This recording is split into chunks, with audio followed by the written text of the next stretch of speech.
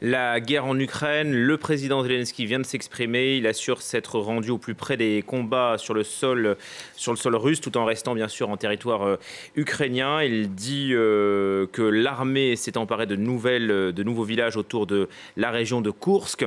Et puis de l'autre côté de la frontière, donc en Ukraine, l'armée russe, elle n'est plus qu'à une dizaine de kilomètres de Pokrovsk, la ville qui concentre toutes les attentions ces derniers jours. Ses habitants sont invités à fuir au plus vite alors que les bombardements ennemis s'intensifient.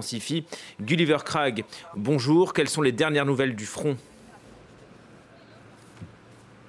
Alors, je suis en communication par messagerie avec un soldat ukrainien qui combat justement sur le front de Pokrovsk et qui me dit que la situation est extrêmement difficile, que l'aviation russe ne cesse de lancer ses bombes planantes sur les troupes ukrainiennes, les forçant à se retirer. Il est clair que l'armée russe avance plutôt en agrandissant le territoire qu'elle contrôle juste à l'est de Pokrovsk plutôt que vers la ville elle-même. Mais il y a certainement une grande crainte en Ukraine que les Russes vont très bientôt amener la bataille jusqu'à la ville de Pokrovsk.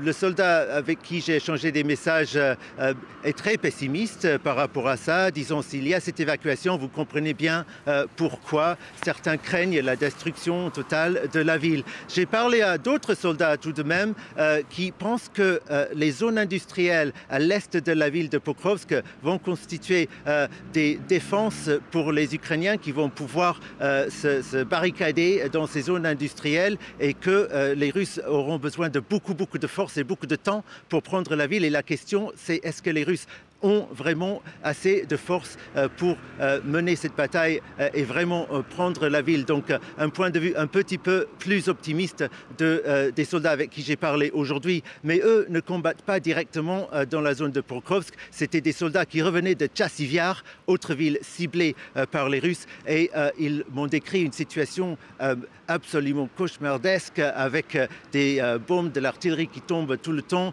des mines aussi, une situation extrêmement dangereuse. Ils étaient très fatigués, mais ils ont dit, les Russes, depuis des mois maintenant, n'ont pas vraiment avancé dans la direction de Tchassivyar parce qu'ils sont bloqués par le canal qui est juste à l'est de la ville. Et ces soldats disaient que les Russes, ils étaient vraiment confiants que les Russes n'allaient pas arriver à pénétrer dans la ville de Tchassivyar.